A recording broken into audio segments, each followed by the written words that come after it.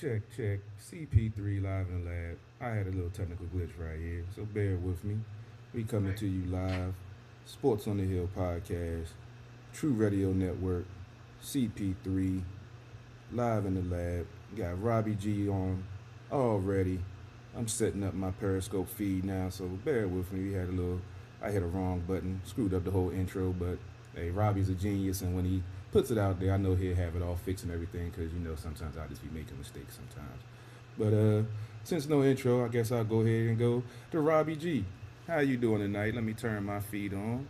I'm Hey. doing good. I'm just checking to make sure that all of our stuff is going live, and it looks like we are.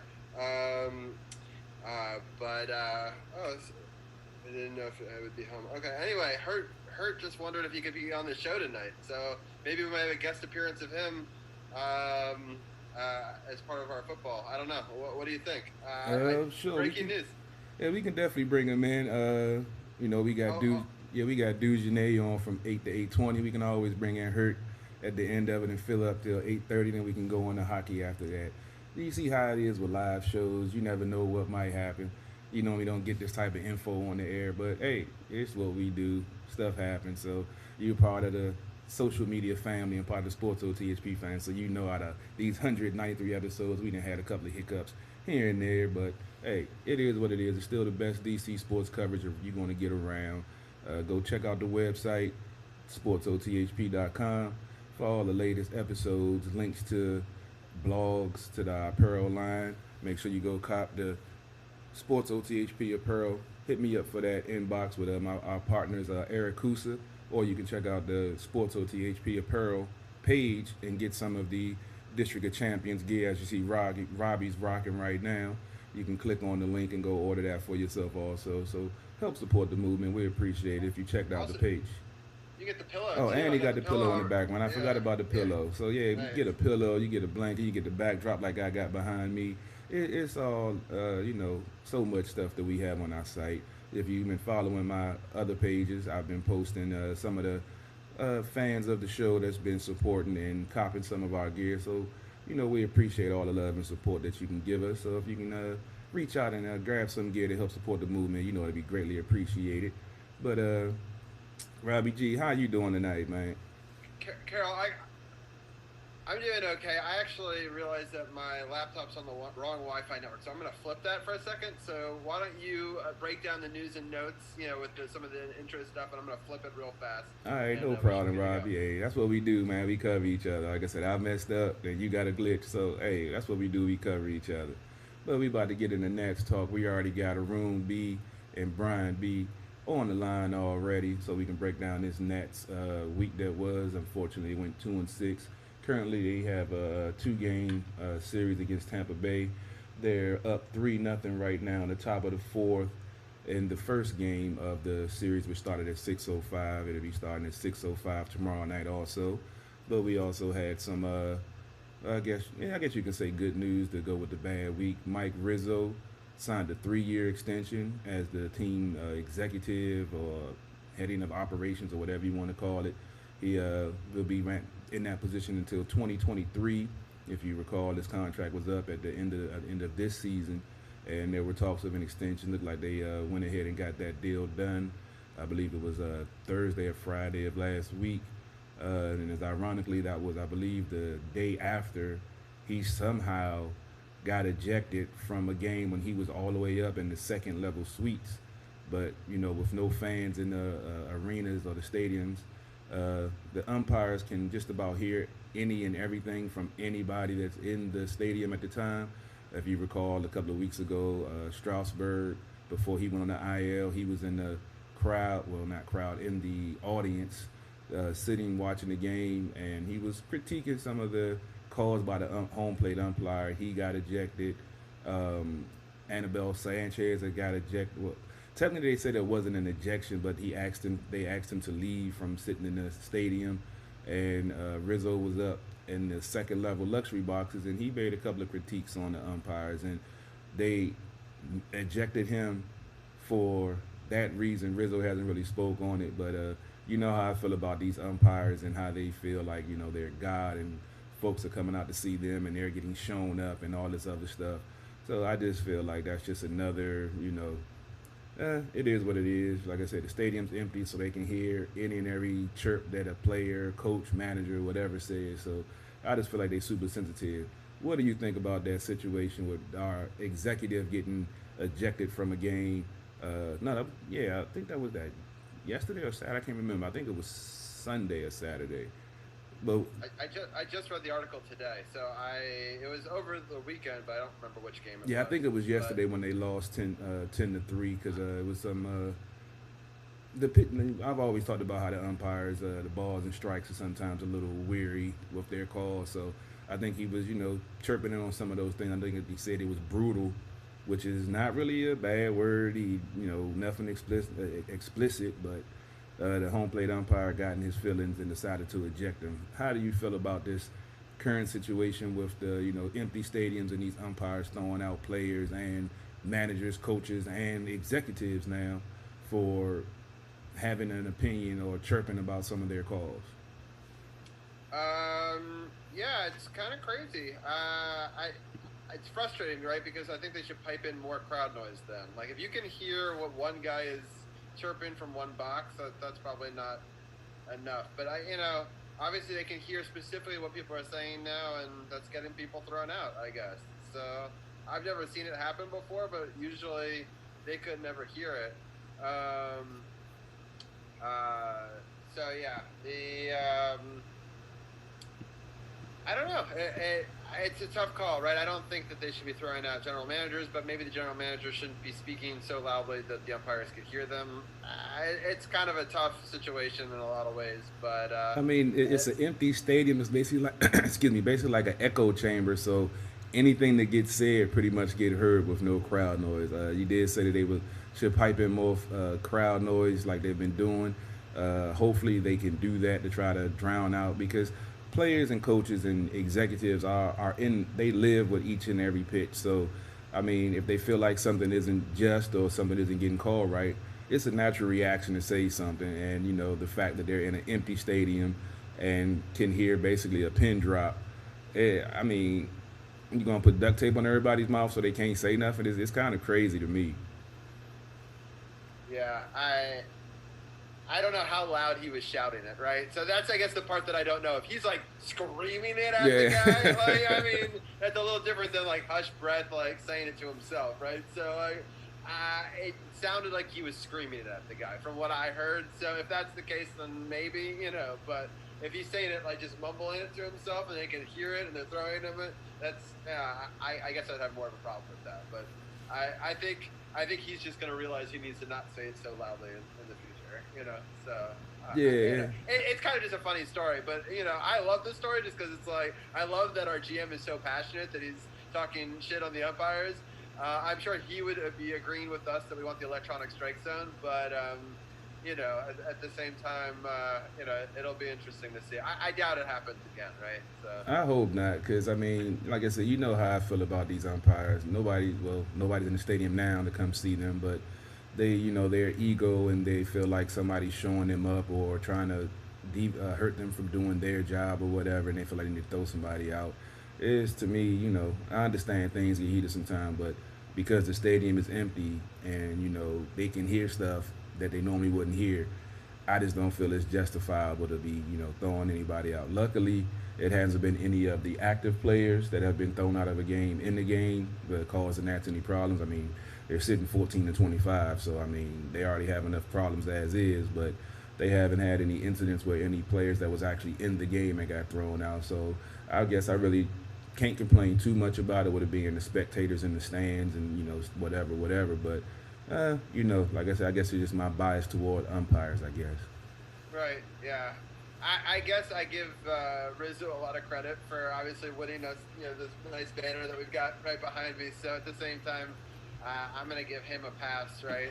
But I obviously think everyone has to represent the organization, right? So I mean, I guess he's going to have to. I don't know. I see what you're saying though too. Is like the umpire needs to have thicker skin. Like I get that you're only hearing three people talk, but like at the same time, you got to be like, Yeah, some Like stuff you gotta let slide, man. You can't be you butthurt don't about care when any. the people are saying shit to you, like 10 feet away from you, like crowds yelling stuff all the time. You Yeah, can let you choose to let that slide, but but then again, he's not a paying customer. He's like a general manager of a team, so if they know that that's who's saying it, that might be a little different too. yeah, that might So. be some personal feelings, man. Who knows? But I would So definitely like to get Brian's in the room's take with our baseball talk. So you want to get ready to bring them in so I can get their opinion yeah, on the they can Rizzo join. ejection. They should be able to join in right now. All right, Hey, Brian. Hello, hello. what's going on, Brian B? How you doing tonight, man? I am doing well. I had a better week than both the Nationals and the Yankees this week, so I can't complain. Nice. Glad to hear, it, man. Glad to hear it. The room B, what's going on, man? How you doing today? Not much. I'm having a better week than Rizzo.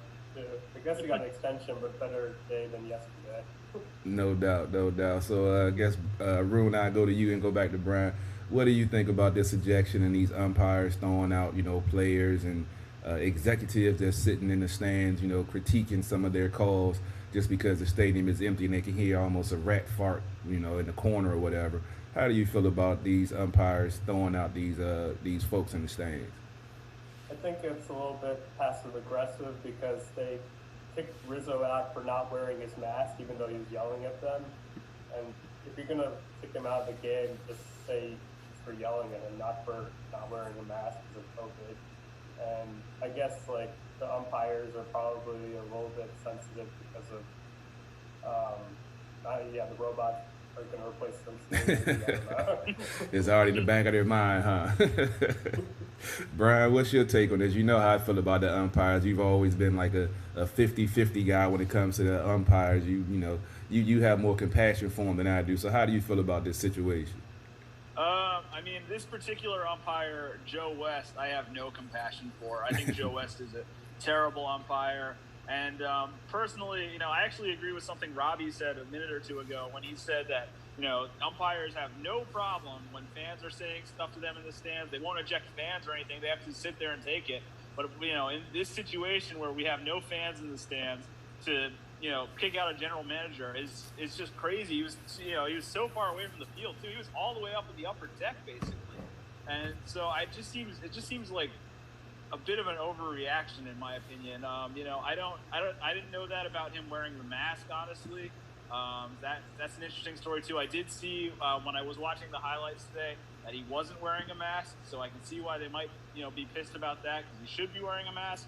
But I have no compassion for Joe West. Joe West is a terrible umpire and a disgrace to the game. He's proven it so many times, time after time, and this is another crazy situation. And actually, after the game, he said that even if Donald Trump was in that booth and yelling at him, he would have thrown him out of the game, and he still would have voted for him. So, not really a Yeah. huge Joe West fan. Yeah, I saw that quote also, and I'm not a Joe West fan either. I can't stand him. I feel the same way you do. And then when I saw that quote, I was just like, that pretty much sums it up right there. I pretty much had the idea that he was probably one of those Trump guys with the way he's umpired over the few years, with the years that I've been watching when he's been umpiring a Nats game. So it wasn't a shock to me that he made that comment. Yeah, I wasn't shocked at all. Yeah, I didn't know that about him, but it doesn't surprise me. I'll say that. He's never been one of my favorites. He's always kind of made it about him. He's one of those guys that we've talked about in the past where it's just like, I think he wants a little bit too much of the spotlight. I mean, the fact that we know his name so well over the years should say everything. Like his name has come up a lot. I mean, he is one of historically a better umpire for some game management stuff, but he inserts himself a lot. So not my favorite thing. So. Yeah, it's sometimes uncalled for. But we got a full show, so let me go ahead and get ready to get into this breakdown of this past week. 2-6, they were swept by the Phillies in a 4-game series, and they split 2-4 with the Braves, which puts them at 14-25. I mentioned they're playing Tampa Bay tonight. They're still up 3-0. Bottom of the third, no outs, and not sure who's at bat right now. But let me go ahead and break down this 4-game sweep in the bad way of this Phillies game.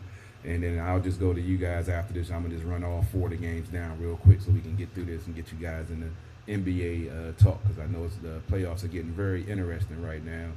Um, Excuse me. The first game of the series was an 8-6 loss. Spencer Howard got the win for the Phillies. He's 1-1 now. He went 5 innings, giving up 5 hits, 2 earned runs with 4 strikeouts and 2 walks. Eric home run giving up Fetty. He took the loss, going 6 innings, 4 hits, 6 runs, 4 strikeouts with 1 walk. He's now 1-3. The Nats did, muster some offense to put up the 6 runs. They had 4 home runs, 2 by Juan Soto, which gives him 11 on the year, 1 by Trey Turner, which puts him at 7, and Michael Taylor had his 3rd home run of the season. The second game of the series and the third game of the series, unfortunately, both were shutouts in a bad way. First, game 2 was Philly won 6-0. Aaron Nola, he was dealing. He went 8 innings, giving up 2 hits, no earned runs with 7 strikeouts and 3 walks. That puts him at 4-2. Patrick Corbin, who started out strong this season, took the loss, which puts him at 2-3. He went 5 innings, giving up 5 hits, 2 earned runs with 2 strikeouts and 3 walks. The bullpen gave up, 4 runs later on. That's been one of the problems with the team. Pitching has been inconsistent from the bullpen and sometimes from the starters. Did I mention game 3 was a 3-0 loss? That game, Zach Wheeler, I believe ex-Met, I didn't even know he signed with Philly. He went 6 2/3, giving up 3 hits, no earned runs with six strikeouts and 2 walks. That puts him at 4-0. Mad Max took the mound. Unfortunately, he took the loss that game, which puts him at 3-2. He's actually on the mound tonight, and look like he'll be coming up shortly because the Nats just closed out the 4th inning without gaining any more runs. That puts him at 3-2. As I said, he went 6 innings, giving up 7 hits, 3 earned runs with 6 strikeouts and 3 walks. And Brandon Workman earned the save for Philly, going 1 inning, giving up 1 hit, no runs, 1 strikeout, and 1 walk. And the final game of the series, where I was hoping the Nats would be able to, at least salvage one. Unfortunately, they weren't. They lost the game 6-5 in extra innings in the 10th. Blake Parker earned the win for the Phillies. That puts him at 3-0. He went an inning, giving up no runs, no hits, with 2 strikeouts and 2 walks. And unfortunately, Sean Doolittle took the loss. He gave up a sacrifice fly in the 10th, which was the game-winning run for the Phillies. He went 2/3 of an inning, giving up, as I said, 1 run. It was unearned. I'm not sure the error that I didn't even look at what error caused that, but no strikeouts and 2 walks. It might have been the walk that manifested into a sacrifice fly later on. I don't know. I didn't even go deep into it. It was such a depressing series that I didn't even really want to delve too deep into it. Brian, I'll go to you first. Phillies swept the Nats. Nats didn't look good at all in this series. Philly, pretty much ran roughshod over them. What did you take away from this 4-game series? Pretty much what could go wrong did go wrong for the Nationals. They were pretty much shut down in this series. The one highlight, I guess you could say, of the series was the Trey Turner inside the park home run. And I thought that actually might be the play that actually woke the Nationals up in this series and would maybe get them to that win in the 4th game. But it actually wasn't. They ended up losing that game too. Just a tough series. Your division rivals, looking like pretty much a lost season at this point. That's probably the season killer to get swept by Phillies, who were actually red hot. I actually watched the Phillies win today against the Mets earlier this afternoon. So the Phillies have been playing good baseball, but to lose 4 in a row to them is definitely not good for the Nationals and probably a season killer. I definitely agree. I did forget that. I wrote that down about the Trey Turner 2-run inside the park home run. I forgot to mention. Like I said, the series was so bad. Even though I wrote it down and wanted to highlight it, I still ended up skipping over it. Arun, what did you take away from this? As Bryant probably put it correctly, the season killer for this for this team getting swept by the Phillies. Yeah, Bryce Harper before this series and 10 games ago, he said the Phillies will win 9 out of 10 games, and they did. And the Nationals at that point had lost 9 out of 10 games when the series concluded. The 4th game was pretty winnable. Robles could have thrown out the catcher of the Phillies at home, but he double clutched the throw. And they had the bases loaded, and they didn't come through, which was unfortunate. We were talking about how the Nats only Corbin and Scherzer are the only ones that pitch well. Will get 0 runs. They're not going to get any wins. So that's just the way it goes. And I guess the other positive highlight was Soto hit a multi-home run game. He has more multi-home run games since the beginning of 2018 and against the Phillies than even any other Philly player. So that's pretty good. He has 3 multi-home run games in the last 3 years. Yeah, I also did see a stat where I think he's like second on the all-time list for multi-home run games at under the 22 because he turned 21 at during the World Series, and I believe he's had 7 multi-home run games in his career so far. So I think Mel Ott is number 1 with 8. So he doesn't turn 22 till a little bit later. Maybe he can break that record. Have a little something to try to brighten the season. Robbie, I know you probably were deep in hockey and basketball playoffs, but you get a chance to check out any of this series, or you just once you saw the losses, you didn't even worry about it? I saw little bits, right? I was flipping back and forth, and I do definitely check in on it. That Inside the Park one, we put it on our page. Got over 600 views on our page. People really love that. It's so rare to see. I just want to emphasize that. I can't even remember the last national to do it. I don't think he's ever done it, and he's one of our fastest. So there hasn't been many national ones in history. So really an incredible week by him, just putting together great offense and defense. And it was just a cool thing to see, and I'm happy that was the one real big bright spot, I think, for the week for us. But unfortunately, not getting any wins. It's just tough watching that series because every year my dad and I have always gone to a Phillies Nats game. Every year. The very first game I ever went to is right over there. You can see it. It's from the very first game in Nationals history, which was against Philly in Philly. And I was there that day. And every year I've always made it a dedication to myself. I'd go to one game between those two. And I had done it up until this year. And so that's kind of sad that streak will end because of COVID. But, it's just something that whenever I watch the teams play, I'm like, man, I should be there. So that's a little bit tougher than some of the other series are, at least for me. So. No doubt. Well, I'm glad you did mention Trey because he's been doing some amazing things. He's hit, for the cycle twice. Now he has an inside the park home run. He's the Nats all-time franchise leader in leadoff home runs. He's still making stellar plays in the infield. He made some great plays defensively last week and offensively. So I put a post out that I feel like I don't know if the National League Player of the Week has come out yet, but I'm thinking he should be the leading candidate. And I believe 2 weeks ago, Juan Soto got it. And at that point, they were 1 and 2 in the batting race. Both of them having hot bats. Juan Soto was out for a couple of games. I think he's still out now with some elbow issues. He's got an MRI, no structural damage or anything like that. So, Trey Turner, like I said, when they traded him and were lucky enough to get him back, and the catalyst he was on the World Series run, and just the fact that he's playing good ball, on a team that's not really playing consistent good ball. If he wasn't in that shortstop role and making some of the plays he's been making, I guarantee this record would be a lot worse than what it is now.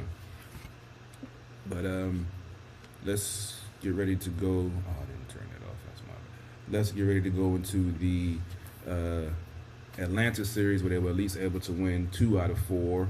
The first game was a Nats loss, unfortunately, 7-1. Darren O'Day went 1 inning, giving up 1 hit, no runs, 1 strikeout, and no walks. That puts him at 3-0. Austin Voth, who's been having a tough go of it this year. Last year we saw some potential, some promise, but just hasn't been able to put it together this year. He's now 0-5. He went 6 2/3, giving up 7 hits, 5 runs, 5 strikeouts, and 2 walks. It's just really nothing positive you can say about this game at all. The second game was Nats victory. They defeated Atlanta 10-9. Wander Swirl earned his second victory of the year, going an inning, giving up no hits, no earned runs with 2 strikeouts and no walks. Will Smith took the loss. That puts him at 2-1. Went 1 inning, giving up 1 hit, 1 earned run with 2 strikeouts. And Daniel Hudson earned his 7th save of the season, going 1 inning, giving up 1 hit and 2 earned runs. He had 1 strikeout and 1 walk. Unfortunately, the Nats had enough runs. That 2-run home run, made it a little bit harder, a little bit closer, but he was able to close it out. This game for me was really kind of frustrating because the Nats had a decent lead, but Unfortunately, gave up a grand slam to Freddie Freeman to tie the game. Fortunately enough, Trey Turner came in the next inning and hit a solo home run to spark the offense to give the Nats a 10-7 lead. As I mentioned, they got two-run home run in the ninth to make it closer. But it's amazing. I'm gonna get your guys' take on Freddie Freeman. It's amazing that all the damage he's done, especially to the Nats over his career, that was actually his first career grand slam. And ironically, we'll be hearing more about his now he's got exploits. two. Hey, don't. I was gonna tease, Brian. I was gonna tease. Sorry. And unfortunately, it wouldn't be the only time his bat has caused some problems for the Nats this series.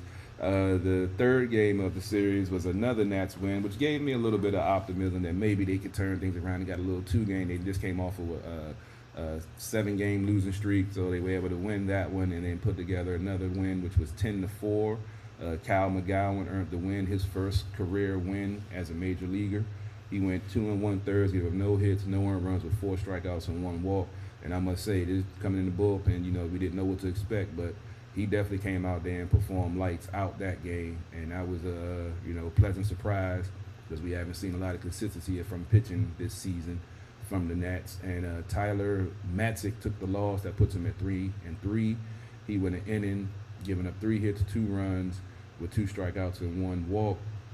And to wrap up the series yesterday when Rizzo got ejected, Atlanta won that game 10-3. Josh Tomlin had the win with 2, and that puts him at 2-2. He went 6 innings, giving up 3 hits, 1 earned run with 2 strikeouts and no walks. And Patrick Corbin unfortunately took the loss, puts him at 2-4. He went 5 1/3, giving up 9 hits, 5 earned runs with 6 strikeouts and 4 walks. And that guy, Freddie Freeman, who only had 1 career grand slam before this series, ended up hitting a grand slam in this series, in this game also. I didn't get a chance to check out any of this game. I believe Corbin gave up that grand slam, so his second grand slam of his career, the second in 2 days, and all the years he's been played, he didn't have 1. So I find that kind of crazy with as much damage and as good as a hitter as he is, just to have 2 grand slams in his career with his stellar, performances is, I had no idea. Brian, so what do you take away from this split against Atlanta, who they'll be seeing again this week for another series? What did you take away from this, and any bright spots or anything that could try to salvage this looks like lost season for the Nats in this series? Yeah, I think that's crazy too about Freeman.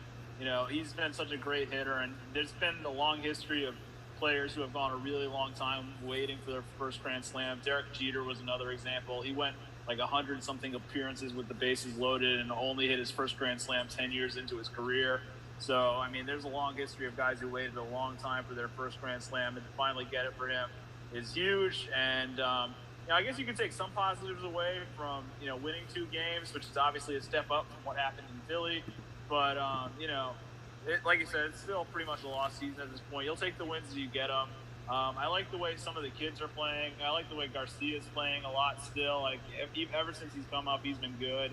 I think he's been a lot better than Carter Kieboom has this year. So I think Kieboom even got sent down a few weeks ago. So I like seeing some of the kids play this year for the Nationals. That's probably going to be one bright spot going into September. But, I guess you can just take away the positive that they won 2 games in the series as opposed to how Philly went the other day. Yeah, they went 1-5 last week and went 2-6 this week. So it's improvement, but nothing really you can be happy about. Kai Boom did get sent down, but ironically, I believe 2 days ago, the Nats basically got rid of Wilmer Defoe and called him back up. He was actually in the game, I believe Saturday, and had some pretty good at bats. Like I said, I've been more concerned about his fielding than his plate appearances, but they still have faith in him and brought him back up. And I guess, like you say, it's a lost season, so might as well get these young guys some experience. And yeah, you are correct about Garcia. He's been doing the damn thing. Like I said, I love, we might have a bad season this year, but they're still talented, they're still youth, they're still, something to be proud of as a Nats fan, going forward, even though, they're 11 games under 500 right now. Arun, what did you take away from this 4-game series, and any bright spots to this season so far for you, or anything, or are you just, chalking it up and, like Robbie just said, it's hard to watch these losses and these, bad losses. So how do you feel about this? Yeah, it was nice. Kieboom, he came back, got an RBI single in one of the wins, and Brock Holt got his first career hit, which was pretty cool. And then, as you mentioned, Hudson is made it pretty nerve-wracking that game. Like, give up 2 runs, and that was the reason they actually lost the 4th game against the Phillies. He blew the save in that game in the 8th. But yeah, Acuna Jr., he really killed the Nats. I think he had 2 leadoff home runs. He had 2 home runs in the first game, and he led off and hit Corbin in the left thigh, and he was injured, and that's part of the reason why Corbin struggled. He says he has a sore thigh. So managed to pitch 5 innings. No excuses at this point because the Nats are pretty bad, but that's just Acuna's a killer. And yeah, as you mentioned, Freeman, 2 grand slams. That was pretty crazy. Yeah, I forgot to mention Acuna. He did kind of put it on the Nats this past series. You know, he's a dynamic young player. You know, he's doing the damn thing. He had 3 home runs in 2 games and a doubleheader. You know, that kind of says it all. Robbie, did you get a chance to check out any of these, that Atlanta series, or see one of the 2 wins that they were able to salvage for the week? I was happy that they got the wins. I did not end up watching it. I enjoyed such a beautiful, wonderful weekend outside, in the cool weather, and really enjoyed a fantastic weekend. But I did not watch the Nats as much as maybe I should. But I'm happy they were able to split the series. Oh, believe me, it's hard. It's hard. You know, I'm not a big basketball guy, so I've been having either the hockey on or the Nets, and I've been leaning toward the Nats just to see what they're doing. And yeah, it's been some painful games to watch, man. But you know, we had the glory last year, had that great run, so I'm still, you know, riding high for that. I'm happy we're covering them. You know, like, I'm part of it. Like, you know, we don't usually have the Nats in a precarious situation and playoff hockey and basketball all at the same time. And there's even like college football on tonight that I don't have a TV for, which is kind of like, I wish I had a 4th one, just because that would be kind of cool to watch a bit of that Navy game. Yeah, it's just a crazy sports time for sure. All right, well, let me go ahead and wrap up with the upcoming schedule so you guys can get into NBA. We ran a little bit over, but, you know, we had some technical difficulties at the beginning, so you know how that plays out. As I mentioned, we have 2 games against Tampa Bay. They're currently still up 3-0 in the top of the the top of the 6th. 1 out. Scherzer's still in the mound. He's, you know, I'm not gonna say he struggled, but he's had a couple of, you know, difficult innings, but he was able to get out unscathed. Their next game is tomorrow versus Tampa Bay, which is also another 6:05 start. Then they have another 4 games against Atlanta, where maybe they can try to get some momentum if they can do something against Tampa and try to redeem themselves from the series they had last week. Thursday, Friday, and Saturday all are 6:05 starts, and Sunday is a 12:35 start. And that's pretty much it for baseball we're going to cover tonight, because we got so much to talk about with basketball, and we have some Washington football talk at the top of the hour, along with some NHL playoffs at the bottom of the 2nd hour. So I'll go ahead and get things set up on my side so you can get ready to rock and roll, and you guys can take over on the NBA roundtable. Sounds good. Thank you, Carol. Yeah, we actually have an extra large NBA roundtable today. We got a special guest that I'll be bringing in just a second. We'll first bring back in our 2 typical members, Tim and DC's People's Champ. First, Tim, how are you doing tonight? Good. Yeah, excited to join tonight. Talk about the Celtics blowout game live. Hopefully it gets a little better. Yeah, I was hoping it'll be a little better game as well. DC's People's Champ, how are you doing tonight? I'm hanging in there, man. Hanging in there. I'm looking at this blowout ass whooping as well. Yeah, it's tough, but we're going to go back a little bit in time before we get into these current series, and we'll sort of help people get to how we got here, because we got 2 Game 7s to break down first, and then we'll get into the 4 current series. I want to bring in our last and special guest. First time part of our NBA roundtable, has been a part of our show in the past. Our very first producer of Sports on the Hill podcast, the man himself, Hurt. How are you doing today, Hurt? Hey! See if we can bring in his camera. Let me see. He's not working. Hold on. I see him on. I'm just not letting... He's on mute still, too. Yeah, he's on mute, and he needs to hit his camera button. For some reason, it's not letting me do it for him. Because I got to hit my camera button. I'm still learning the Zoom thing. Damn, I got to hit You have to hit the camera button. That's on me. I was ready to say, man, I'm pulling the shirt for no reason. I'll get the thing back on. Nice. No. It's good. No, we let people bring their own cameras to the game, and but I appreciate the background. Though that's awesome. I've been literally working. Robbie's being modest. Robbie's been working with me to help me get that background straight for like 20 minutes now. Yes. Well, it's good. We got it. We got there. That's the important thing. So, That's the important thing. how are you doing today? No, I'm doing great. Like every week, I'm kind of tied up on Mondays, but this week I was like, I absolutely have to positively call you guys before we get things rolling this season. Yeah, for sure. I'm excited to have you on for Washington Football Talk in a little bit. But let's break down these 2 Game 7s in the Western Conference. We sort of knew most of the playoff picture last week. That was kind of the part that's that we learned a little bit about. So Arun, let's start off with the Utah Game 7-1 against Denver. What were some of your thoughts on that matchup? felt like that was a game where Denver was kind of like the pressure was on them in that game in the second half. They only scored 30 points in the second half, which is crazy considering I think most teams score 30 points in a quarter. And the final score is 80-78. They were just clinging on. They even had an opportunity to ice the game and just take the foul. And the crazy thing is they went for a layup, and they missed it, and it gave Utah another last-second opportunity to have it. Mike Conley took the three, he rimmed out. Just great, it's another heart attack series for the Nuggets in the first round. They had another crazy first round opener against the Spurs. But yeah, it was pretty crazy that Jamal Murray had 50-point games, and he only scored. The team as a whole only scored 30 points in the second half. Yeah, Hurt, did you were you able to watch any of that Game 7? Any of that series? I was not. I made the point not to really get into the playoffs so the first round was over, because I tried to catch the end of the NBA season a little bit. I didn't know how this thing was going to work out. I didn't know how it was going to shake out, and I was skeptical that the NBA could make it work, to be perfectly honest. I was skeptical they can make it work. I was skeptical about the competition. I was skeptical about these guys playing the bubble as opposed to in front of their fans. But we're learning a lot about them. No home court advantage. We're learning a lot. Yeah, for sure. Tim, what were some of your thoughts on in that Game 7 series? Yeah, I think what Arun touched on is right. Imagine if Utah had hit that really close three that rimmed out and won the series. Denver would have been, criticizing and just, analyzing that mistake for years and years to come. It was almost one of the worst playoff mistakes you would ever see.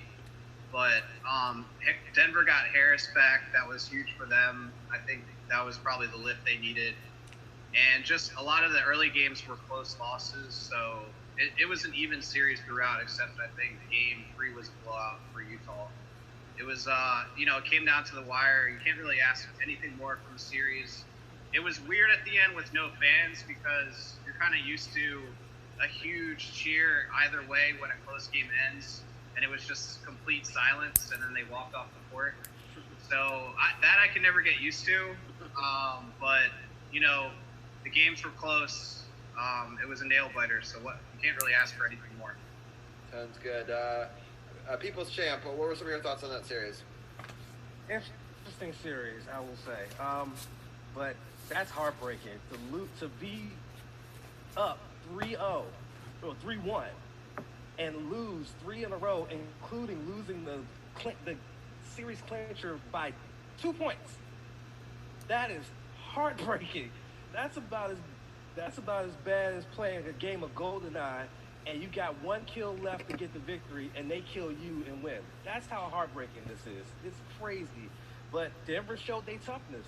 Coming back from a 3-1 deficit is not the easiest feat in any kind of sports series, and they managed to do it, and now they have new life. They got all the momentum going into the next round. Yeah, so Brian, I want to get your thoughts on that, and then also start your thought on the other Game 7 between the Rockets and OKC. Yeah, I agree with everything that's been said so far. Great series. great Game 7. You know, if that three had been good by Utah at the buzzer, then we would have been criticizing Denver for years. In fact, I mean, I think we should still honestly criticize them for the decision not to, to go up for the layup like that. I still think that's a really dumb decision, and it really could have cost them the game. But I'm sure they're not complaining now because they won the series, and get to move on to play the Clippers. And then to start off the OKC Rockets talk, this was another good series. These two teams that know each other well. A lot of former Rockets used to play for the Thunder or used to be members of the Thunder. So these two teams know each other well, and it came down to a really, tight battle at the end. Harden hit some big shots as well for the Rockets, but OKC had a chance to, I believe, either tie or win at the end, and their inbound pass was they just completely messed it up, and Houston stole it, sealing the win for them. I believe they had a chance to either tie or win the game. So that was a tough break for OKC. OKC should be applauded for what they did this season. They had a very small chance. At the beginning of the season, most people did not think they were going to make the playoffs.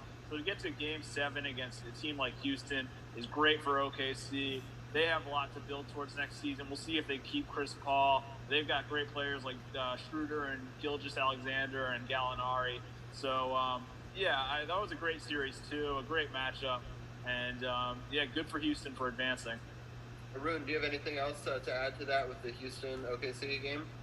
Yeah, it was a surprisingly really low-scoring Game 7. I think Chris Paul was really great in Game 6 with these back-to-back step-back threes, but he didn't have it in Game 7 as far as shot making. And Lou Dort was blocked by Harden. I think Harden was actually not really that good in Game 7. I think he was 4-15 from the field, but defense got it done for the Rockets, and on to the next one.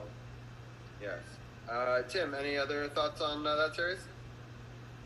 Yeah, just like Arun said, I think it was odd that Harden won a series on a defensive play but shot terribly. It's not what you would expect because historically he's known for really bad defense, and you can even search YouTube for some lowlights. But OKC had every chance to win the game. I think they were only down 2 with a couple seconds left, and Gallinari had a free throw which he missed, and then they screwed up the inbounds pass kind of. So they could have potentially had a 2-point shot to win the game there, and it didn't work out. And again, it was odd to me because with no fans there, it's just a couple exciting sequences with no crowd noise, and you can hear just crickets. It's weird. It seems anticlimactic, even though it was a really good ending there. Yeah, sounds good. Hurt, did you watch any of that Game 7, or did you just watch the next round? You did. Okay. Yes, I did. Because I was kind of rooting for Chris Paul. I can't tell you why. Russell Westbrook is always somebody who's rubbed me the wrong way. I can't tell you why. Harden as well. I was rooting against them. I really, really, really, really wanted Chris Paul to overcome. But like you said, it's ironic that Harden played some defense. That's the first defensive play. I know he's played defense before, okay? I know that. That's the first defensive play that comes to mind when you think of James Harden ever, other than his classic block. That's the only other defense I'm used to him playing. For sure. Yeah, it's anyway. I'll go to DC's People Champ and see. Did you have any additional thoughts on that series before we start breaking down where these series have all ended up? I said it last week that Houston was going to win the series. I said it, and look what happened. But it's crazy that they won it, and Harden didn't have his best shooting night. That's crazy to me. But that just shows you the type of team that Houston is. But I'm going to tell you something. If Harden can't get his shot to go down, he's going to have a hard time against the Clippers. He's going to have a hard time. And Russell Westbrook, he's going to get a slap too. Lakers, okay, sorry. The Lakers is going to be even worse. They're the top team in the West. He's going to have a problem. He can't get his shot to go down. So he's going to have to step it up. And he's going to have to continue to play defense, which maybe he will, maybe he won't. I don't know. But Houston, they got a lot to ask. Can they answer? Yeah. All right. Well, let's get into the series that are now been created. So now we know the 4 matchups, and we're just going to break them down. I'm going to ask Hurt real quickly first, because I usually give each person a series that they want to break down that is their favorite series so far. So I'll ask you, since you said you watch only a couple of them, of the second round series, is there one that you've been watching more closely? Lakers. All right, go for it. I saw a lot of people have been rooting against the Lakers for whatever reason. LeBron's very hateable for whatever reason. I used to be the world's biggest LeBron James hater. That was before he went to Miami. Before he decided to go to Miami, I hated him. From the moment he whispered in Gilbert Arenas' ear, I hated him. Let's start there, okay? But I respect his game. I respect how hard he works, and I respect that he is the best player on the floor every time he plays against whoever. Kevin Durant, Steph Curry, James Harden. LeBron is the best in the game right now. That's all there is to it. With that being said, I found it funny that people jumped out of the water when Houston, who had just played a couple nights ago, beat the Lakers, who haven't played in like a week. I'm like, these people obviously have never played any major sports. If you have that long of a layoff, you are going to have some rust. And I told people, I said, I can see Houston winning the first 2 games. After that, none so. I think it's going to be a 5 or 6 game series. So for the Lakers to beat them the second game, and the final score isn't indicative of how bad the Lakers were beating them. The Lakers were beating them so bad, they took their foot off the gas, Houston made some shots, started coming back, LeBron took over, and we're done there. The Lakers are going to win this series in 6, tops. I wouldn't be surprised if it was 5. And then the next series, when they go up against the Clippers, it's going to be the exact same thing. I'm sorry, that's a spoiler.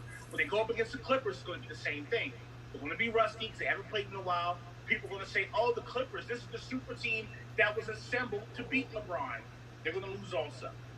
But I'm getting ahead of myself. That's not my series. I'm sorry. Right. Everything you said, I agree with. I was always a big Kobe fan, and usually if you're a Kobe fan, you're not a LeBron fan. Yeah, usually there's sort of 2 camps there. I'm a stat fan. I don't like Kobe or LeBron. Let's be clear. Okay. I like either one of them. There are some that don't like either. I will admit, but but people that are diehard Kobe tend not to like LeBron. They do not. Yes, same. And I also was a Wizards fan way back with Gil and all of the whisper thing. Hated him for that. Hated him for the whole entire decision movement all the way there. When he went back to Cleveland and won it for his hometown, I was more okay with that. And now he's said a lot of the right things since coming to LA. So I have to say, as much as I was a huge hater before, I've kind of come around and I'm rooting for the Lakers because they're trying to do this for Kobe. And I hope that they are able to. So they're kind of the team in the West that I've been pulling for. But I agree. I think 6 is a very good. I thought they would lose the first one, just like you said, win 2, lose 1, and then win 2 more. So, and then win it in 6 that way. That makes that. I can believe that more than. Yeah. People really thought they were going to get this. Same with Portland. People thought Portland was going to sweep them, and it was like, why? Why would you think that? Because they had one great Dame, not even a great game, just a great Dame. Dame time, he's putting out mixtapes. You know what I'm saying? He's on iTunes. He's talking trash on YouTube, and then now he's at home. He can work on an album. Right. Sounds good. All right, so I'm going to give you Arun. I'm going to give you the Clippers series. Let me know what you're thinking about this Denver Clippers matchup so far. I think it's going to be an interesting series. I think the Clippers are still favored despite the Nuggets coming back and winning Game 2. Jokic and Jamal Murray each had like 25 points in the first half or something ridiculous like that. But Kawhi had his worst game probably up to one of this year's playoffs. Paul George even had more points than him, which is pretty crazy. Kawhi had 13. But Denver was down and out. They were down 3-1. I still give them a shot, but Jokic just injured his wrist, which is his shooting wrist. So I think the Clippers, if they're on defensively, Like they need to turn it up. I think they played the Nuggets even after the first quarter. They can't afford to get down by 20 points in the first quarter. They have to play a good full 4 quarters, and I think they should take care of the Nuggets. Sounds good. I wish we had time where everyone could get everyone's thoughts on each of the games. I'm gonna give everyone a final thought, so I'm just gonna give one series to each one of you to begin with, and then a final thought, just because we're trying to condense this segment. We could talk NBA playoffs. It's been very exciting all night. Tim, I'm going to give you the current series right now, the Celtics-Raptors series. It's tied 2-2. I thought this game would be much closer. We're at halftime. It's 62-35 Celtics right now. What are your thoughts on this series? Well, I mean, it's really close to being a closeout game potentially tonight. Boston could have won probably all 4 of the first games. Obviously, it looks like they're going to win tonight, have a closeout game next. But, you could also say they deserve that first loss with the way they defended that imbalance pass. They put Taco Fall on the passer, which did nothing positive, and then they just left Anunoby wide open. It was a great 3. I mean, he couldn't even really take a full set shot. He had to just kind of heave it up like an ugly grandpa shot, but it went in. And, it just shows NBA games don't really matter until the last possession or two. But you have to give the edge to Boston now, especially because they're going to be up 3-2.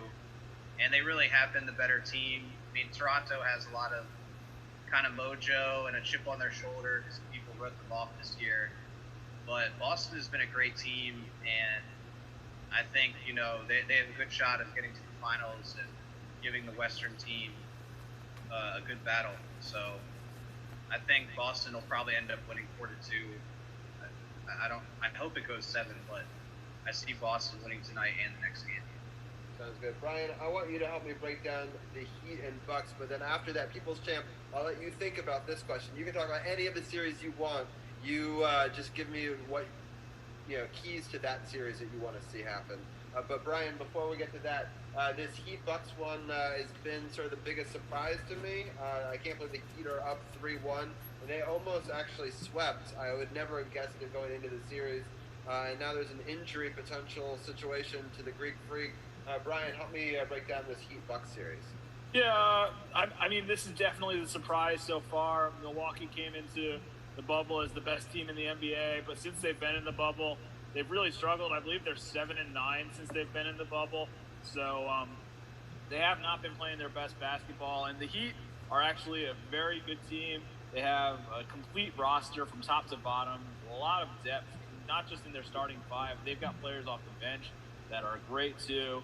And, they can drain the 3 with the best of them. They can play defense with the best of them. I mean, the Miami Heat are a very good team. And, I'm not surprised they have a series lead, but I am surprised they went up 3-0. And that game yesterday was great too. A really great back and forth game. And then of course Giannis goes down with the injury. Giannis was actually coming into Game 4. He was dealing with a sprained ankle, so there was questions as to whether they were going to actually play him or not. And they ended up playing him, and then he ended up getting hurt and missing the rest of the game in Game 4. But Chris Middleton really put the team on his back. He hit a huge 3 at the end to give the Bucks the win.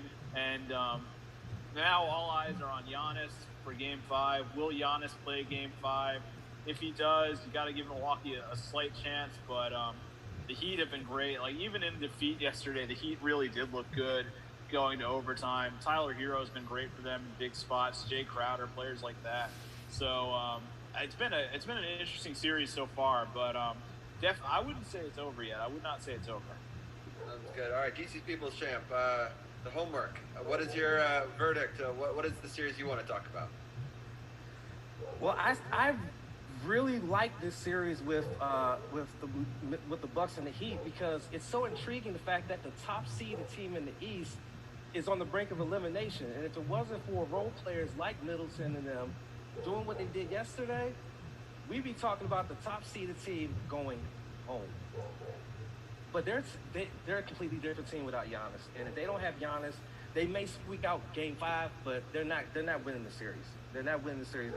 I'm predicting Boston, Miami in the next round. That's my prediction right now. Boston, Miami is going to be the next series, and that's going to be a great series. Sounds good. All right, I'm going to give each one of you guys a final thought. Arun, Hurt, Tim, and People's Champ, and then I'm going to talk soccer for 2 seconds with Brian Brennan, and then we're going to switch to football, and then Hurt will bring you back after we bring Dujane in. Final thoughts. We'll start off with Arun. What is your final thoughts about any of these series or anything you want to put out there? Yeah, I thought it was interesting that Lou Dort has the most points for under 22 player, like in the Game 7. He passed, with 30 points, he passed LeBron and Kobe Bryant. It's a really weird stat for an undrafted rookie. And then Dante DiVincenzo unleashed plus 22 when he was on the court for the Milwaukee Bucks. So I think that series would be an even series without Giannis going before, which is interesting. Without Giannis, I think it's going to be pretty tough for the Bucks to pull it out. Sounds good. All right, thank you, Arun. We'll talk to you again next week. Sure. Thanks for having me on. All right, Tim, what your final thoughts? I just think the NBA has been really intriguing so far. It's going to be odd if there's an LA versus LA Western Conference Finals and none of them are in the Staples Center. They probably have to travel even a little bit farther from their rooms to get to these games. But I just hope the series continue to stay close and we get these really good late series games. But I think it's gonna stay really interesting, and a lot of these series are gonna go long, which is what the fans want. So glad they're not getting Corona. Glad they're playing. Glad it's close. Yeah, no, it's been a really great NBA bubble so far. I agree with Hurt, what he was saying before. We didn't know if it was going to work out, and so far it has. Thank you, Tim. We'll have you on next week. Yeah, thanks, guys. Yeah, appreciate it. All right, Hurt, we'll go to you next. Give your final thoughts on the NBA, and then we can get your general final thoughts after the NFL segment. But any other thoughts you have on the series? The Lakers are going to win the championship, and you're going to see a bunch of people say that this season shouldn't count. Not now, but later. A few years down the line, they're going to say, oh, yeah, the Lakers won that 1 year they were in the bubble. That season shouldn't even count. It's going to happen, especially since their number one competition, Giannis, not going to make it out of another game. I'm surprised I'm surprised he didn't get swept. Sounds good. All right, sounds good. Well, we'll bring you back in for the end of our NFL talk. So thank you so much for being a part of it. All right, I'm going to hang out. All right, sounds good. All right, DC People Champ, let people know what's happening on your podcast this week. Well, this weekend, we're going to be talking about All Out and why it was a disappointment when it was supposed to be an A pay-per-view. We're going to talk about the field that's being announced this week for the New Japan G1 Climax 30 tournament coming up starting mid-September. And we are going to find out and tell you who became the 62nd IWGP Junior Heavyweight Tag Team Champions. That show happens this Saturday, but we'll talk about it this Sunday on No Spots. Thank you so much. We'll talk to you next week. Yeah. All right, Brian, we've got like 2 minutes to talk soccer, but we have a time slotted, so I'm happy that we get to even talk soccer for a second. Excellent. So let's talk about the goal that happened in the final moments and what a call it was for DC United in the first game of last week. What were some of your thoughts on the big sort of decision at the end of the game there?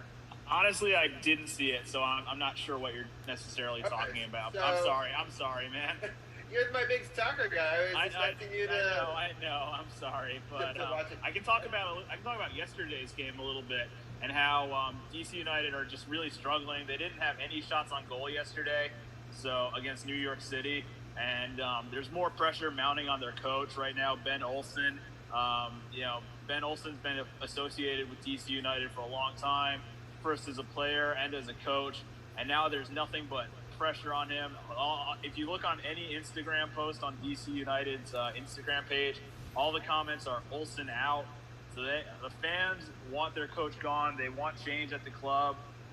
We'll see what happens. Obviously, this is going to be a tough year because they're without Wayne Rooney now, who was such a big part of their team. And it has looked rough. It has. I mean, they have looked very rough. To get no shots on goal is absolutely embarrassing against NYCFC. It's a miracle it was a 0-0 draw, honestly, because that's a terrible. That's just bad for DC United. Yeah, for sure. The other one, just if people missed out what I was talking about, there's a goal. I actually posted it on our Facebook page, facebook.com/SportsOTHP, or search Sports on the Hill podcast. It was a goal in, I believe, the 100th minute of the match, and it was an exciting, it was 90+8 by Eric Sorga, and they scored. It was against the Red Bulls, which is why I thought that you would have known about it. I'm an NYCFC fan. I realized that after I said it. Because you used to follow them a little bit. A little bit, yeah. NYCFC kind of became my team over time. They play at Yankee Stadium, so as a Yankee fan, I kind of had a natural connection to them. But yeah. Sounds good. All right. Hopefully they'll continue to win. It was unfortunate that they lost that one other game, but it's the schedule in the upcoming week. There's another game against the Red Bulls on Saturday, September 12th. That's the last game I see on this schedule, but I know that they are playing other games, but I don't know if they've been released yet, what the dates are for those. Yeah, I think MLS still has to figure out some things with the schedule. There's a lot still in play. Like, for example, there's 2 teams playing in Canada, or 3 teams playing in Canada, that are going to have to play games in the U.S. How's that going to work out? A lot of questions right now with MLS, too. Sounds good. All right, Brian, well, we'll bring you back in for NHL talk in a little bit. Thank you so much. Yeah, sounds good. Thanks for having me. Yeah. All right. Did that work? All right. So let me see. All right, we got there, and Dugenet is back. Awesome. Yes, I like your fancy background there, Dugenet. Okay, very cool. I think we got all of us on the thing.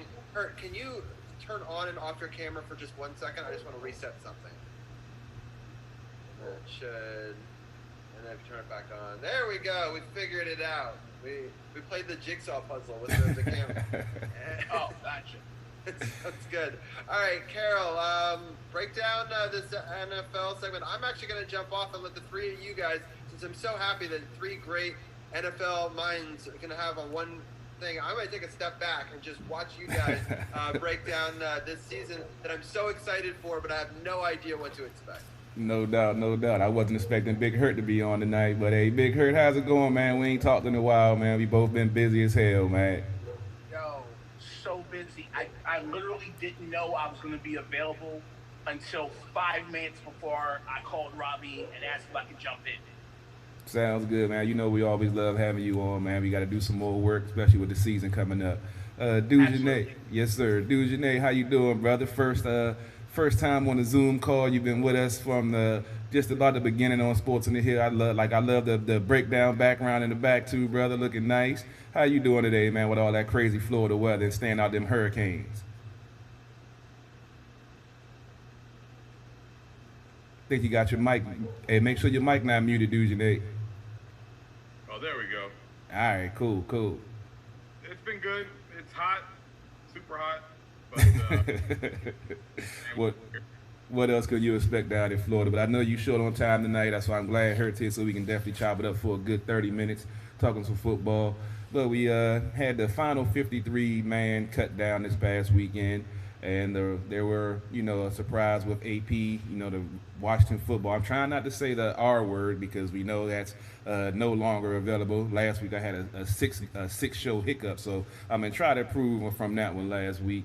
But Adrian Peterson ended up, they let him, try to find work elsewhere because they are happy with the youth and the backfield that they have now. He signed with Detroit for a year. I believe it's a $1 million deal with incentives of like $2 million. To me, there really weren't too many other big surprises on the cut list. I'm going to go ahead and go through the positions real quick with the numbers, and because that was always the question, how many wide receivers, how many running backs, how many offensive linemen they would carry. And then we'll break down and I get some of your guys' thoughts on this final roster. They'll be carrying 3 quarterbacks, 4 running backs, 5 wide receivers, 3 tight ends, 4 defensive tackles, 5 defensive ends, 6 linebackers, 6 DBs, 4 safeties, and 3 special teams players. I guess before I go to you, I guess my biggest, I'm not going to say biggest surprise, but the fact that they're carrying three quarterbacks. We knew the Alex Smith situation with his contract that he wasn't going to get cut, but there was a possibility they would be able to put him on IR and, whatever, if they didn't think he was physically able. But as I said over and over again, he's had a miraculous recovery. I said when the injury happened that he would probably never take another snap at quarterback, and I have no problem being wrong with that because to me he's one of the most courageous, will-powered person, player, athlete, whatever you want to call it, that I've ever seen for him to come back from that injury and actually be able to still play. So, Hurt, I'll go to you first before I go to Dujane. Was there any surprises to you on this roster? And how do you feel about the Alex Smith situation? I haven't got to pick your brain on that before. The two surprises for me was one, Alex Smith. Alex Smith making a roster. You know, I was a little surprised, but we didn't get to see anything. Mm-hmm. The thing about this year is you can't really base anything. We can't base anything off of what we see. For instance, last year, as you all know, I predicted 51 of the 53-man roster because they only carried 51. But I got everybody right, including the two people that we let go of, even though, one of them hopes we shouldn't have let go of. But that's neither here nor there. This year, we kind of had to go off of what happened last year at draft picks because we didn't have any game film to see. So Adrian Peterson, to me, was the only real surprise. And it's the same thing. It's, this guy was your lead running back. You are essentially cutting him for somebody who's unproven. Either way you slice it. Bryce Love is unproven. Gibson is unproven, although I hear he's nasty in camp. But we're going off what we hear. So, listen to Adrian Peterson talk about it, and he basically said that if they had come to him and told him, hey, you're only going to get 1 or 2 snaps a game, he didn't know how he would feel about it. Tells me it was probably the right decision to let him go. Definitely. Probably. Yeah, I mean, you want to give a veteran a chance to, see if he can get some work elsewhere. And, yeah, I agree. He did. Yeah. Yeah, I agree. Dujane, me and you spoke about Antonio Gibson in great detail when they drafted him, and you talked about the potential that he had to be a game breaker for this team. So in this roster breakdown, was there any surprises for you? Anybody that caught you off guard besides the Adrian Peterson, waving? No. I watched Gibson at Memphis and had the opportunity to see him up close at the Senior Bowl. I told the story. He was initially in the wide receiver group. They had a guy drop out, and they moved him over to running back group. And you saw what he did in the game. But he's done that all his career in Memphis. So I'll say this. See, too often this team has kept guys who are older, and this is not a slight against AP, but they kept guys who are older because of sentimental value and let go of guys who, and I know we say it's potential, but still, you don't get better in this league by not keeping the guys who have talent and then developing them if they are potentially able to help your football team. I say it's a surprise that he's gone, but it's not a surprise. And we talked about it, Carol, a little bit. With him, Hurt made a good point about him wanting, not feeling too comfortable with having, not as many carries. He's a guy who needs to be fed, and I think it's a numbers game here, and it's also a talent game. You got youth that you want to start developing. You want to start pushing this youth movement. We've too often band-aided this thing over and over again, and that's what they've done. But they gave the guy an opportunity to go somewhere else. He still wants to play, and I get that. But in this situation, I think that's the right move. I know Hurt said hope, but I think it is. And too often we worry about those things, and you just got to roll the dice and do it and see if you can actually succeed. If you don't and fall on your face, that's fine. But it's never been done here. Other than that, I don't think there's any other surprises. I think it's been, pretty much true what we thought would happen here. And I like the young talent on this football team. Def, definitely, that's one of the things that I did notice too with the youth. I think I said they're the 14th youngest team in the league right now after letting AP go and with the draft picks that they kept on the squad. And I think that's one of the differences we're seeing with Rivera, that he's going to give these guys a chance because, like you said, you can't keep on trying to relive a veteran's, heyday when he's in his 30s and thinking he's going to be able to, hit the fountain of youth and miraculously be able to go back to what you saw in his prime and what he is now. So, I mean, that's why I kind of think with the wide receiver core, that's one of the 60% of it is undrafted. They only kept 5 wide receivers, and the fans have been clamoring about no real threat in the passing game. But in my opinion, they still have the Jay Gruden mindset of the things that he tried to do. When you have a true coach with a game plan strategy and has been in this position before and was truly an NFL head coach, not an arena football league coach, that those things are going to change. And with Scott Turner and the way that he calls the game plan, with Christian McCaffrey last year putting up 1,000 yards rushing and 1,000 yards receiving, that just lets you know how much they plan on feeding the running back. And I saw something about they were going to be using a lot of 2 running back sets. I guess I'll ask you guys about the wide receivers since we spoke about them. With Terry McLaurin being really the only real, threat that folks are worried about, what do you think about this youth movement in the wide receiving corps? Because I know I looked at tape on Isaiah Wright, and he was an undrafted guy that we picked up, and he amazed me on film. He reminded me of a Tyreek Hill, in fact. And then the was it Cam Sims that kept him, and it to me, I think this wide receiver core is going to surprise some people. Dujane, what do you say? You're right about right. He's definitely a good player. He's definitely a good player. Balls out. Steven Sims Jr. We saw him have his moments when they utilized him properly. My guy is Antonio Gandy Golden. The guy can ball. He's got the height. He's got the ability. And no, he doesn't have the that electrifying speed. But the thing that I always talk about is his ability. And I put an article out about him, and I had a couple of people like, his route running. Well, obviously you haven't been paying too close of attention to the guy. That's one thing that has been when we talked to him at the Senior Bowls. One thing that was a focal point. That's one thing he does do well, though, especially at the top of his routes. Understanding that it's all about body position, how you work a guy to get open, and he does that very well. If they can continue to build on those potential things, I think they're going to have a nice, solid wide receiver that can be a good complement to Terry. And then you have Steven Sims or Wright, who could be a solid slot. And then you've got the Inman, who's just the elder statesman, a guy who goes in, takes his lunch pail to work, does an excellent job of taking care of his business, but he also is going to provide a little knowledge to those young guys and help polish them as well, because he doesn't, his name doesn't jump out there at you because of whatever. But the bottom line is he's able to work.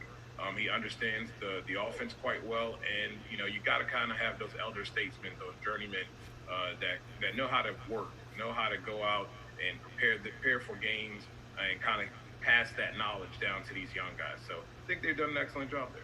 Definitely. And another quick point on AGG.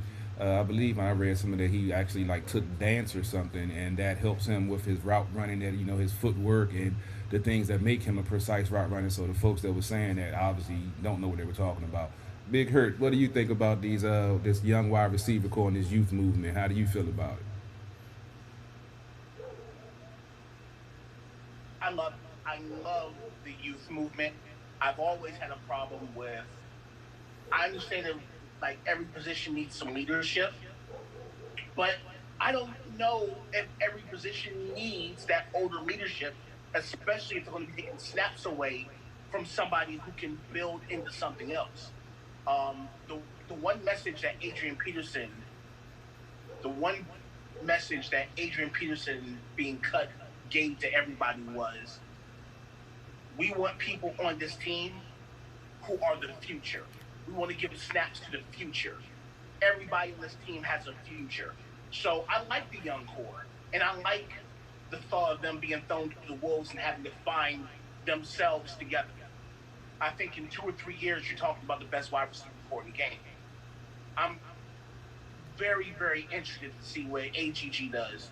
I always like, Terry's already proven that he's been good. Hopefully, he can prove that wasn't a fluke here, that he's just, naturally nasty. I also have a thing for Harmon. I always did. And Sims. So I think we're going to be good. I definitely agree. I've always said that you got to get the youth on the field. They can't get any experience sitting on the bench by some old guy that's barely, getting it done. Um, I guess I'll go before we go to defense because we got to chop up some defense before Dujanet get out here. Is there? I know the tight end group has been a issue for this team. Jordan Reed is no longer here. Thaddeus Moss ended up getting injured reserved, and we spoke about his potential, but apparently the tight end coach with him being injured didn't really see that hunger doing whatever he needed to do in rehab or whatever, and they ended up putting him on injured reserve, and his season's pretty much done. I wrote down the tight end's name. That's how bad it is. I can't remember their names, but I wrote them down. But I can't find the paper I wrote them down on. So, Dujanet, how do you feel about this tight end group? And do you think, especially with the offensive line being in flux, so we know how a tight end is so crucial to a quarterback and to the offensive line.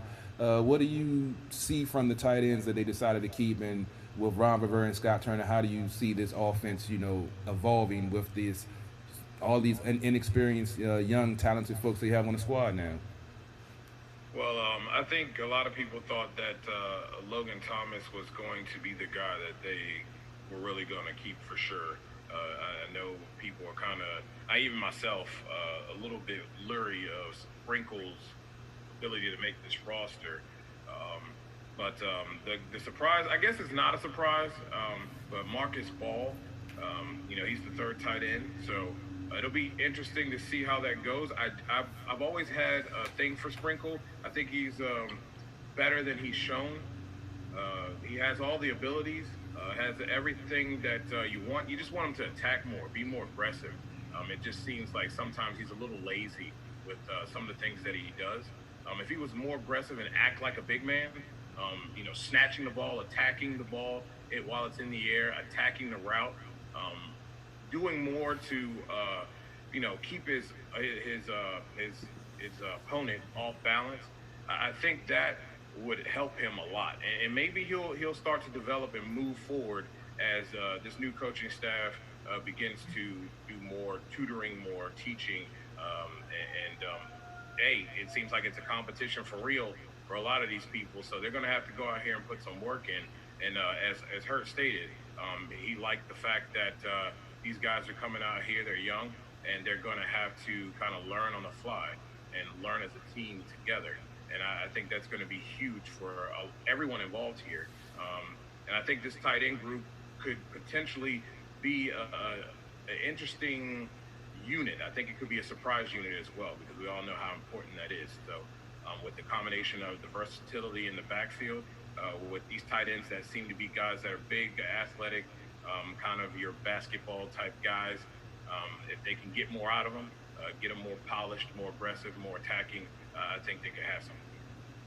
Definitely. A quick scoring update before I go to you, Hurt. The Nats are up 6-1 in the bottom of the eighth with no outs, and Thames is at the bat. And if you're watching the Eastern Conference Finals for hockey, the score is tied 1-1 between the Islanders and Tampa Bay. They just went to commercial break. Hurt, what is your take on the tight end group, the offensive line, and this new youth movement on offense, and how do you think it's going to pan out? I don't think it could have been stated. I don't think it could have been stated enough. Like, Brendan was dead on. I didn't think Sprinkle was going to make the team. I've never been impressed with him. I also think he's lazy. He lets the ball come to him. He does not go to the ball. It's a lot about him I don't like. I was upset that he got the spot that Holt should have gotten last year. He never showed me anything all season long. Nothing. Not one time. Not on blocking, not on catching, not on pass protection. There was nothing he showed me that made me think, oh, okay, this is what they got him. This is why they got him. Oh, okay, the future's looking bright. Okay, he can develop into something. Nothing ever told me that. Um, I hear Thomas is pretty decent as number one. I actually drafted him in the Hertz House Fantasy Football League, which I plan on winning. Um, I'm gonna but try to come I for drafted you, him as bro. my number two quarterback. I mean, number two tight end. Besides Zach Ertz, of course, but I think he's going to do the job, and I think Sprinkle has a short window, a very short window to show us that he's worthy of the position he's been given.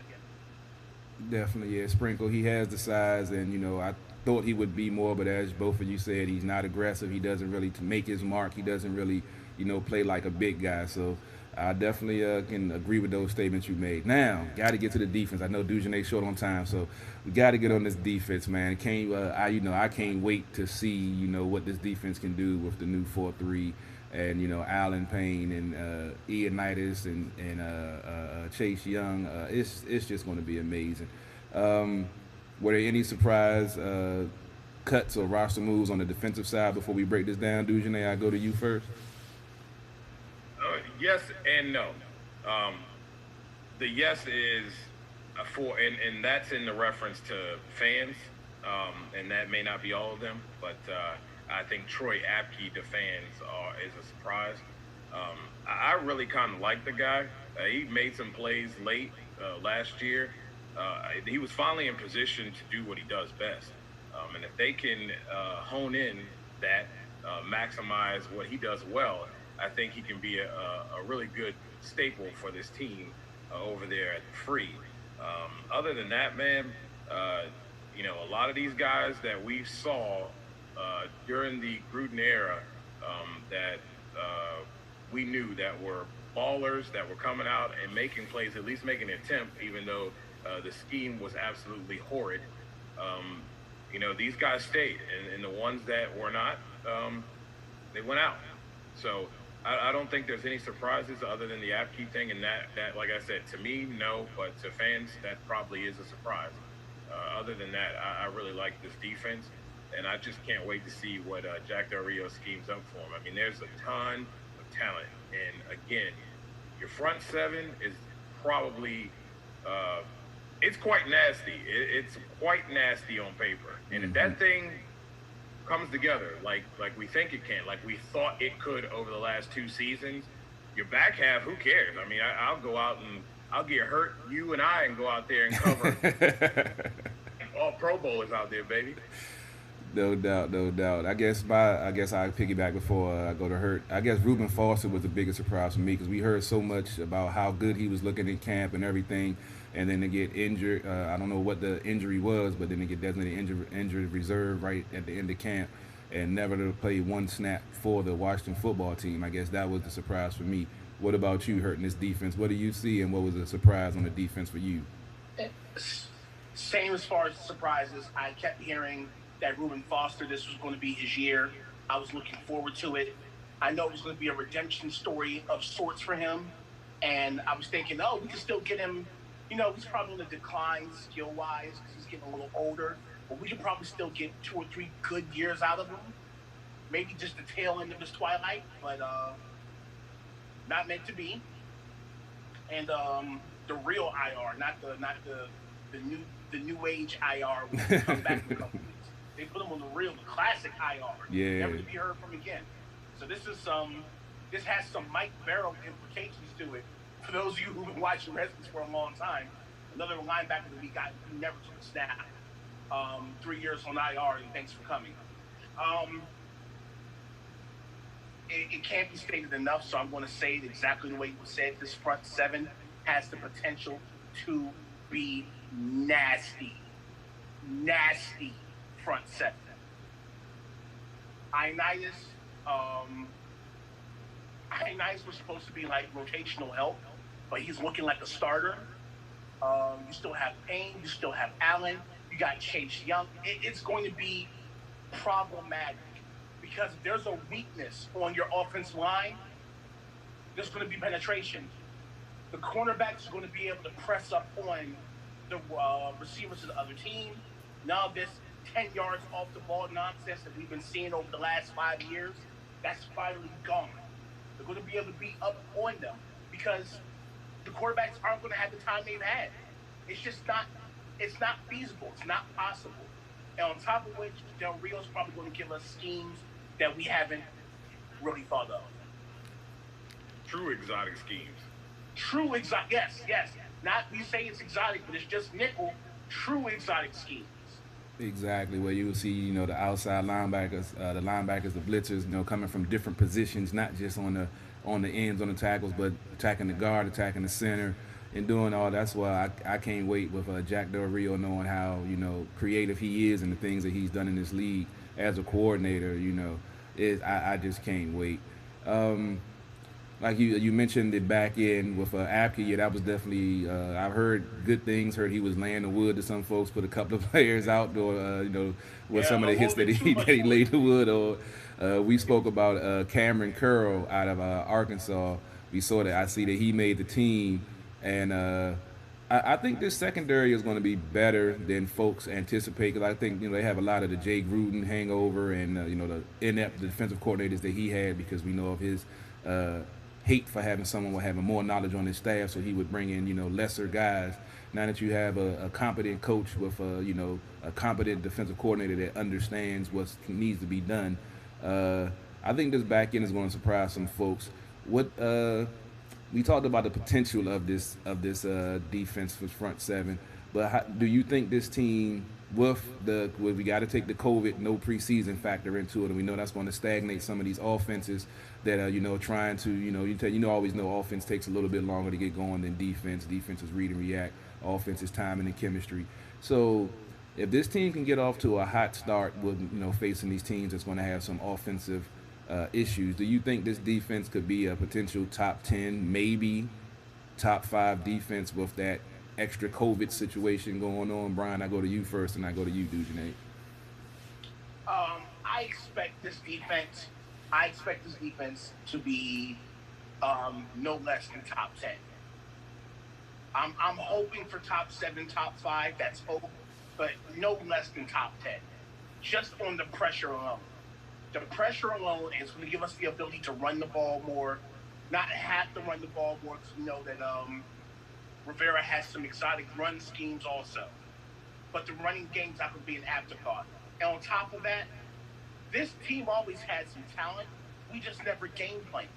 We never, ever game planned because Jay Gruden didn't know how to game plan. I keep telling people, I think when it's all said and done, you're going to see that we had some historically bad head coaching.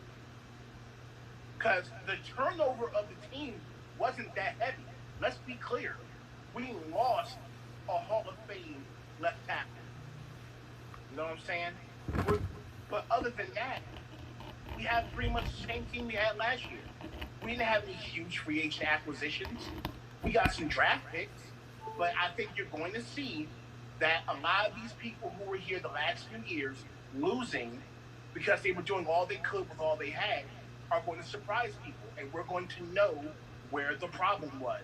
A guy who's a great coordinator, has a great scheme, but doesn't know how to use his own scheme the right way. I can't even put that word great in front of him, Kurt. I can't. He was good in Cincinnati. I can't give him great, and I feel like he was good because Marvin Lewis reined him in and made him run the ball and to keep more balance in the offense. I never considered Jay Gruden great, but you are. I can see that point. Yeah, you know how I feel about Jay. Dude, your name. How do you feel with the same question? I've been talking about this since Rod Marinelli's defense in Dallas. It's all I need to say there. They have had and historically have had guys who are not great at corner and safety. They've had that problem, and Jerry refuses to draft guys for that. But their front seven, getting after guys consistently. They got after guys consistently when their offensive coordinator, their head coach would run the football correctly and allow things to organically happen in the passing game. You saw that fail and that's going to happen to any football team when they get unbalanced and they don't have that success with the passing game and they get behind, etc. So I'm with Hurt on this. There's no ifs, ands, or buts that this team could be top 10. Dallas has been top 10 easy over the past 10 years, at least consistently. Why? Because they got big boys up front and know how to scheme for those boys up front. And those boys up front, they had one or two guys that were like studs. The rest of the guys are complimentary guys, but they work within the system because you know and you scheme up ways to get those guys loose to do what? Exactly what Hurt said. Put pressure on the quarterback. It's a cliche saying, but pressure busts pipes, baby. Amen, That's what brother. happened. Amen. Gary looked so much better when your front seven is getting after it. You don't need studs back there to get the job done, but you do need guys that can get it done up front. But you don't need studs there. This team has studs, potential studs that have proven it in college, and they have studs that have proven it here. They just have to be schemed right, and poor coaching has been a problem. And I think, just like Hurt said, we're going to see that the talent has always been on this roster. The coaching has not even been subpar. It's been quite putrid because game plans are basically dog crap. You know how many times we can talk about that, but let's get ready to wrap up. We got to get the hockey talking. I know Dujanay, you got some stuff. I know Hurt, you probably got some stuff. But parting final question, Dujanay, I go to you first, and I go to you, Hurt, and you can give your shout out to where they can find you at after you give your answer. What do you see for this team? I don't know. I'm not going to say final record, but do you see them at least finishing? Not finishing dead last, maybe even giving some competition for the NFC East crown? Or where do you see this team finding itself at the end of the season with Ron Rivera, this youth movement, and actually, like you say, having a game plan and a true coach in this position? I see them 9-7, one game out of the playoffs. 9-7, one game out of the playoffs. That's where I see them. They will not finish the NFC East last. That will go to the Giants once again. And honestly, I think they also finish above the Eagles. I think this is Dallas's division to lose. I think the Redskins and the Eagles fight for second and third. Giants way in the back. All right, let them know where they can find you at, Hurt. And I know the season starts, so go ahead and get your plug in, brother. Look, man, I don't even know where to find myself right now. You want to see me on Sports on the Hill more. You can see me doing my thing. Look, follow the page, Hurt's House on Facebook. I will be doing some pop-up podcasts as the season goes on, as breaking news happens. I will be giving my hot take on things. But that's about it, man. Just, I'm hanging back. Look. Right, Sports on the Hill took the reins of sports, and I'm able to sit back and talk about things that I want to talk about a little bit more. Because sounds good, brother. You always welcome on Monday nights. If you want to call in, Monday night, when the season started, and give your critique. If we can get me, you, and Dujan every week, bro, we gonna get these DC sports media a run for their money, because I know we putting out better content than they got. Make sure you guys enter the Hurt's House Pick'em. Make sure you enter the Pick'em. I'm going to post it again on my Facebook fresh, and I'm also going to post it on the Hurt's House page fresh. The link to the Pick'em. Make sure you get on it. No doubt. Yeah, I did the fantasy football draft. It was kind of hard because I was doing the show live, and I kept on missing my damn draft pick, but I got an interesting team. I'm not saying I'm going to take you out, but I'm a damn sure give y'all a run for it like I did last year when I came in. I like your team better than some of my regulars. I like your team a lot. Hey, man, appreciate it. Yeah, I haven't dibble-dabbled in fantasy as much as I used to, but you got me back into it, so I'm definitely going to try to do my best and bring pride from Sports on the Hill podcast to the Hurt's House invitation. Those you don't know, CP3 took over a team last year. I made the mistake of letting a millennial into my fantasy league because he talked me to death about how he would come in and dominate. And in true millennial form, 4 games into the season, he was 1-3, and he was like, I'm just gonna quit. And CP3 took over his team and almost made the playoffs. Went from 1-4 to tied to get to the playoffs and lost by a tiebreak. I tried, man. I appreciate it, man. Appreciate the opportunity and love having you on tonight, man. You have a good night, and we definitely got to chop it up some more because we got some stuff to talk about, man. We just got to nick some time out because we both been busy. Dujanay, let the folks know where they can find you at and your final thoughts on this team. How do you see this team falling out this year? I like what Hurt said. I don't think that's possible, but I think it's potential because the way the season's rolled out. Everybody's coming in fresh. Everybody doesn't really know what anybody else is doing, and I think there's some things that this team can do that they can probably sneak up on some people and surprise them. I'm going with a 7 win season. It's not going to be a bad season, though. I think when you say 7 wins, people are like, oh, it's just the same old, same old. But I think you're going to really see a team that's competing, that knows what it's doing. You're going to see a football team that functions. These fans talk about all the other teams they see that look like a competent football team. And I think you're going to see a competent football team that's hungry, that's learning together, looking and trying to find a way to win together. I do like what Hurt said, though. I think that 9 win is a possibility. Because I think with just like the NBA, this whole thing of not having preseason games, not having any game film until people won't really start getting a gauge on what people are doing until like week 3 or 4 maybe. Pretty much. Depending upon how you roll out, you may can run 2 or 3 plays. If they're working, you may just beat them over the head with it until they stop it. So you don't have to dig too deep into your playbook until late. So that is definitely a possibility. But I'm going to go with 7 wins. But I think you're going to see a very good, respectable football team. You can find the podcast on all